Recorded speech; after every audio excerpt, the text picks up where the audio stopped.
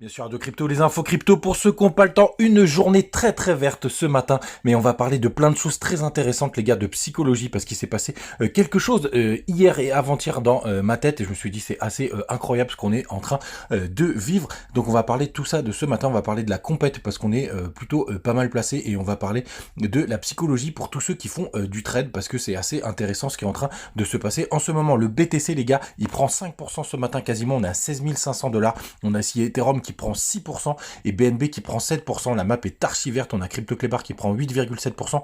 On a LTC qui explose complètement, qui est à 28,2% ce matin, quasiment 30%. C'est assez magnifique. On a Missile Solsock qui rebondit. On est à 13,6%. Je vais vous en parler pas mal aujourd'hui. On a aussi des belles performances en bas du tableau comme Atom qui prend 10%, Bitcoin Cash qui prend 11% en général. Il suit le LTC et on va descendre jusqu'à Flow qui prend 4,5%. Allez, App qui prend 11,2%. Les gars, il s'est passé quelque chose d'assez intéressant hier, on va commencer tout de suite par là.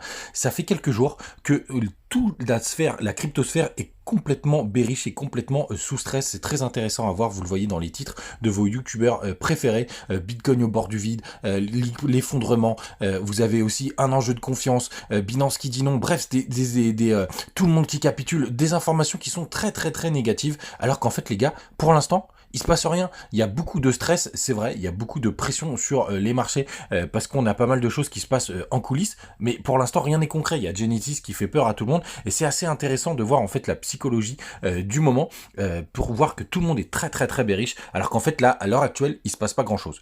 Il se passe pas grand chose, donc il y a plein d'opportunités, il y a plein de choses assez intéressantes et c'est pour ça, moi là je suis repassé à fond sur les futurs parce que je participe à la compétition en équipe et on va aller regarder deux trois choses qui se passent, mais surtout les gars en ce moment il y a personne sur le marché crypto, il y a personne parce que tout le monde a peur, tout le monde n'ose pas rentrer, tout le monde va attendre qu'il y ait un énorme pump pour pouvoir rentrer. C'est pour ça moi les gars, ça fait 2 semaines que je continue mon DCA, là je fais mon psychologue de crypto psychanalyse, ça fait 2 semaines que je continue mon DCA parce que tout le monde est sous stress et j'injecte de l'argent tous les jours j'achète du BNB, peu importe le prix, parce que je me suis fixé un objectif. Aujourd'hui le cours du BTC et des cryptos il fait qu'une seule chose, il va chercher les liquidités, c'est-à-dire un endroit où il y a beaucoup de gens qui sont positionnés, où il y a du levier et il va aller chercher toutes ces zones. Il fait de la liquidation, c'est très facile de faire bouger les cryptos en ce moment, il n'y a rien du tout, il n'y a personne. Faut regarder les order books sur Binance, ça bouge pas. Donc c'est très intéressant. Donc on va parler maintenant un peu plus de ce qu'on apprend ce matin. Donc tout simplement, vous le voyez en daily, on a un joli petit pump depuis 2 jours. On a touché un point bas sur le BTC. Merde, je crois que j'ai fait un reverse. Bon, c'est pas grave, on va prendre une autre charte.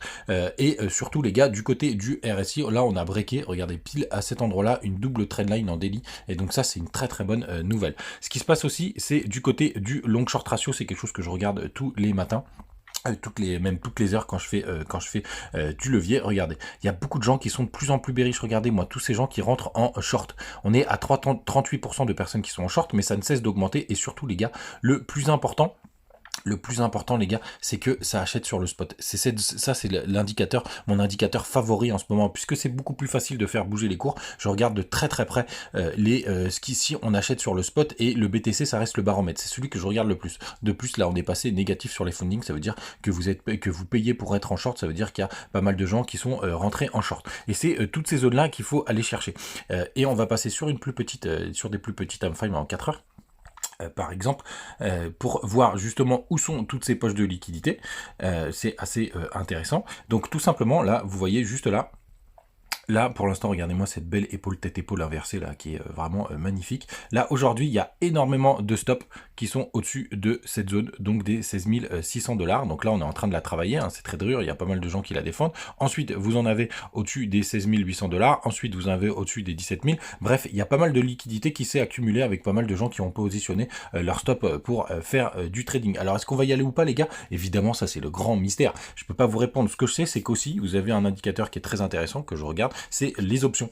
Et les options, ça expire ce vendredi, c'est des options mensuelles, c'est le dernier jour du mois pour l'expiration des options, des très très grosses options, et c'est à 18 000 $. Vous le savez, on va souvent chercher les grosses expirations d'options. Regardez le Max Payne.